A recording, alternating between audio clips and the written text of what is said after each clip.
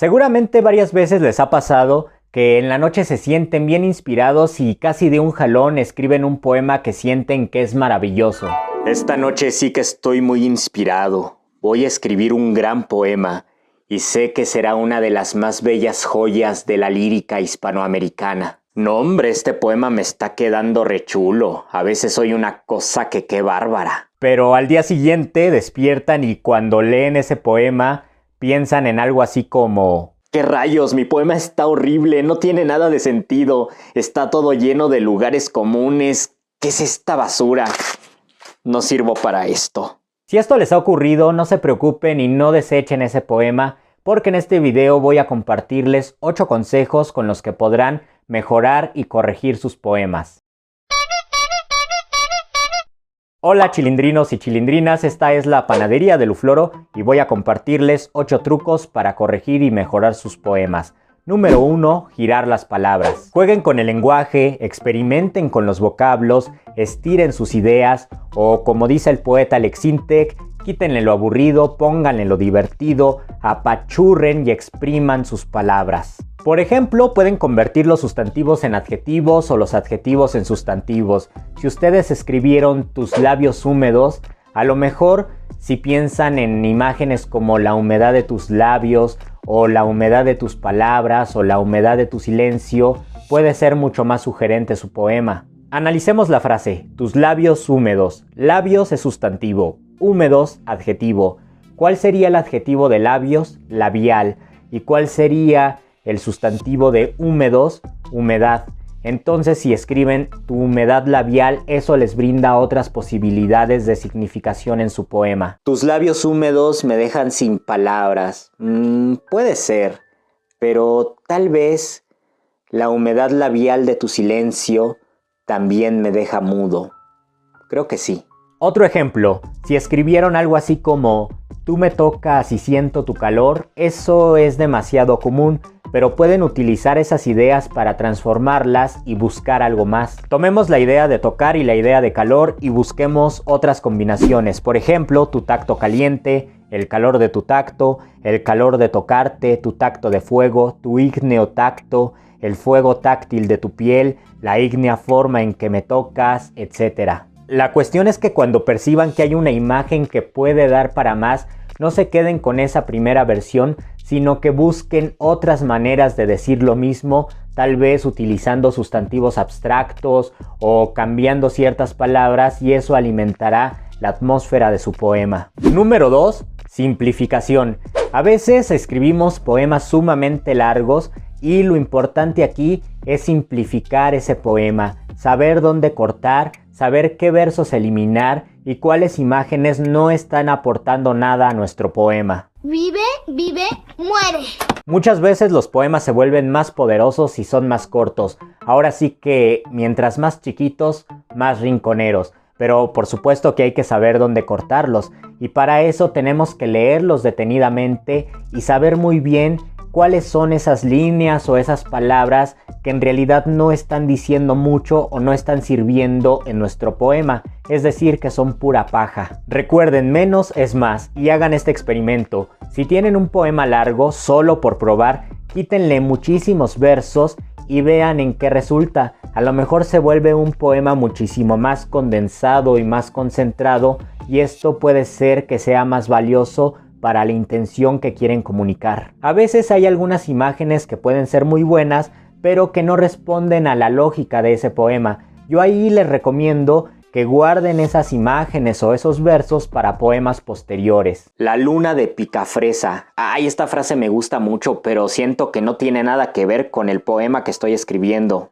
Bueno, voy a quitar esta frase y ya después escribiré un poema donde la luna de Picafresa sea una imagen muy importante. Número 3. Ampliación. Esto es todo lo contrario del punto anterior. A veces nos quedamos en la superficie, solo escribimos un par de versos y creemos que el poema está completado, pero le falta mucha exploración y mucha profundización en el poema y por lo tanto tenemos que ampliarlo, tenemos que escribir más, o como se dice, tenemos que soltarnos el chongo y escribir todo lo que podamos, exprimir todas nuestras ideas y agotarnos completamente hasta dejar todo lo que tenemos adentro en el poema que estamos escribiendo. Por ejemplo, si ustedes están escribiendo un poema que habla de una persona que está mirando a través de su ventana, piensen en todas las implicaciones que tiene esta imagen. No es lo mismo que esta persona esté mirando a través de su ventana en el día que en la noche, o que se encuentre en la planta baja o en el 10º piso, o que sea un oficinista, por ejemplo, que llega cansado de su trabajo y mira pasar a la gente y mira pasar a los carros a través de su ventana. O a lo mejor también en esta imagen está la luna llena reflejada en la ventana de ese edificio. Allí ya hay todo un tema de exploración poética.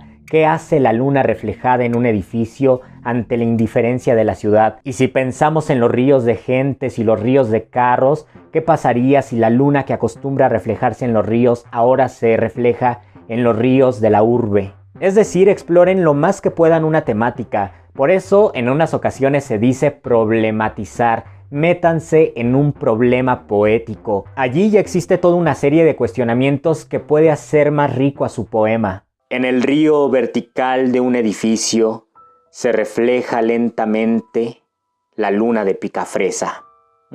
Puede ser. Número 4. Desplazamiento. Cambien de lugar los versos. A diferencia de la narrativa, donde es necesaria una sucesión de ideas y una concatenación de eventos en el tiempo, en la poesía muchas veces podemos desplazar los versos sin que esto afecte la temporalidad del poema. A veces una imagen de por en medio de nuestro poema puede funcionar mejor si la ponemos al cierre, o quizás el final de nuestro poema sea en realidad el principio. Ejemplo, si escriben "y solo tengo un caracol quebrado", si ustedes escriben este verso a la mitad de su poema, va a tener una significación diferente a si inician el poema así: "y solo tengo un caracol quebrado". O si lo ponen al final "y solo tengo un caracol quebrado", también el poema va a cambiar. Es como si tuvieran una recámara y pudieran acomodar los muebles como quisieran, y en cada configuración la recámara se va a ver de una forma muy distinta. Pasa lo mismo con los poemas. Número 5. Desautomatizar. Esto significa cambiar el enfoque. Por ejemplo, digamos que tienen un poema donde escribieron "yo veo", "yo duermo", "yo camino". Si lo cambian a tiempo futuro, "yo veré", "yo dormiré", "yo caminaré", cambia la postura del poema. A lo mejor es un poema más profético, un poema que vaticina. O si lo cambian a tiempo pasado o copretérito, "yo veía", "yo vi", "yo caminaba", "yo caminé", ese poema se convierte en algo más testimonial. O hagan este experimento. Tomen un poema que hayan escrito, identifiquen todos los verbos y cámbienlos por infinitivos. Allí donde escribieron "jugué", "sentí", "canté",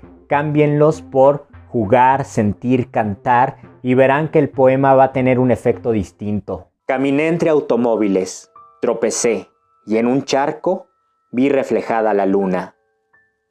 Puede ser, pero ¿qué pasaría si escribo caminar entre automóviles, tropezar, y en un charco ver reflejada la luna de Picafresa?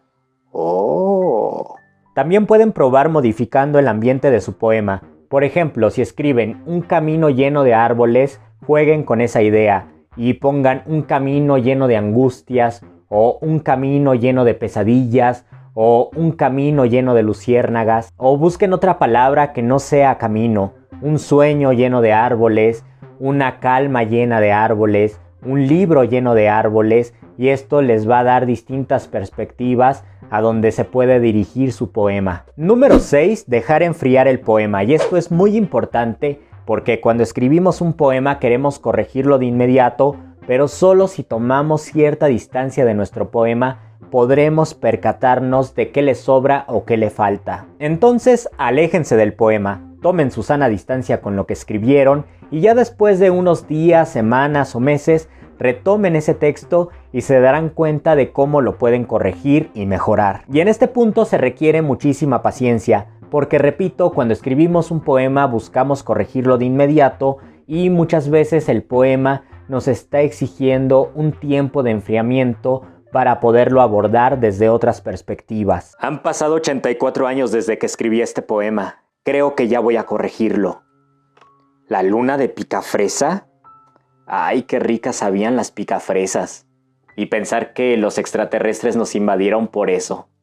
Número 7. Reescribir. Es decir, reescriban en cada corrección que vayan haciendo de sus poemas. Y yo sé que puede dar muchísima flojera esto, pero es muy importante porque solo así podemos ir mejorando en nuestra escritura. Si por ejemplo corrigen un poema y le cambian los sustantivos o los verbos, reescríbanlo con esas correcciones. A lo mejor se van a gastar unas 10 páginas por cada corrección, pero créanme que es muy satisfactorio ver cómo en cada página el poema va mejorando y quizás esté reflejando lo que queríamos decir. Debemos abandonar por un momento esa idea de que un poeta en un arranque de inspiración escribe su poema y ya le quedó a la primera. Muchas veces no suele ser así y ustedes se van a dar cuenta de eso cuando corrijan sus poemas y se gasten muchas páginas de su cuaderno. Sé que este poema de la picafresa va a ser muy bueno, pero ya me cansé. Hasta parece un comercial. Patrocíname, picafresa. También esta cuestión de reescribir sus poemas una y otra vez puede ser una muy buena estrategia para superar el bloqueo creativo. Por ejemplo, quieren escribir un poema pero no saben ni cómo comenzar. En la primera página escriban un par de palabras que a lo mejor pueden utilizar en el poema. En la siguiente página reescriban esas palabras y también piensen en algunas frases o en algunas imágenes que pueden aparecer en su poema. Ya en la tercera página reescriben esas frases y también vayan esbozando un par de versos. En la cuarta página reescriban todo lo que lleven y a lo mejor se les ocurre cuál va a ser el inicio del poema o cuál va a ser la dirección que está tomando ese poema. Y así sucesivamente hasta que después de muchas páginas logren dar con ese poema que tanto habían querido escribir. Y quizás cuando ya hayan logrado su objetivo, vean al poema y le digan: ¡ay, poema! Ya por fin estás completo, y pensar que hace 15 páginas eras apenas unas cuantas palabras sin sentido. ¿Cómo has crecido, poema? ¿Cómo has crecido? Y en el caso de que ustedes escriban a computadora, es muy recomendable que guarden todas las versiones de sus poemas, porque muchas veces cuando corregimos el poema vamos a preferir una versión anterior, pero si trabajamos en el mismo documento podemos perder esas versiones anteriores y por lo tanto no vamos a tener un punto de referencia para valorar cuál versión del poema nos gusta más. Y número 8, acariciar su poema, es decir, releerlo, reescribirlo, leerlo en voz alta para que se escuchen o graben su poema de preferencia y así notarán ciertas cualidades que pueden explotar en su poema o que pueden mejorar en su escritura. Cada vez que relean lo que escriben, encontrarán ciertas ideas que se pueden mejorar o quizás van a hallar algunos planteamientos que solo están sugeridos, pero que si los exploran un poco más, harán que su poema sea muchísimo más sugerente. También es muy recomendable que con cada relectura y con cada corrección de los poemas involucren todo su cuerpo.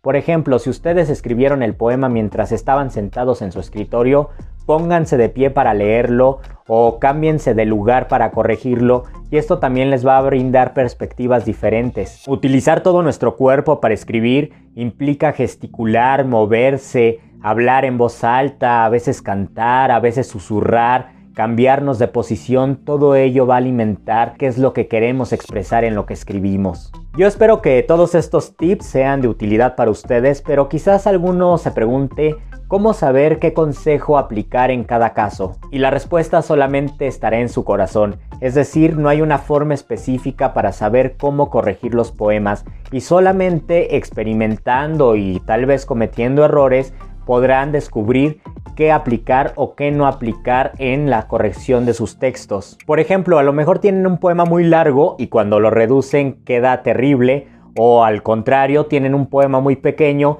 y cuando le aumentan queda monstruosamente feo, o quizás escribieron un poema al que le corrigieron los tiempos verbales o pusieron sustantivos muy abstractos y el poema ya es inentendible porque perdió su esencia. Pero al final de cuentas, solo cometiendo estos aparentes errores y solamente con la práctica podrán mejorar en su escritura creativa. Díganme aquí en los comentarios en qué punto les gustaría que ahondara un poco más y también si están interesados en escribir poemas o en la poesía en general, pueden suscribirse a mi canal. Muchísimas gracias por ver este video, por dejar su like, por compartirlo y también por seguirme en mis otras redes sociales. Nos vemos muy pronto. Hasta luego. La poesía que yo he hecho sin ser majestuosa ni única es una trama enigmática, Allí radica su difícil comprensión, tanto que a veces a mí también se me escapa el juego y el sentido de mis papeles, eso que yo he escrito, pero después de un tiempo vuelvo a mirar aquel papel que no comprendí y lo enlazo a otro y entonces aquello cobra sentido.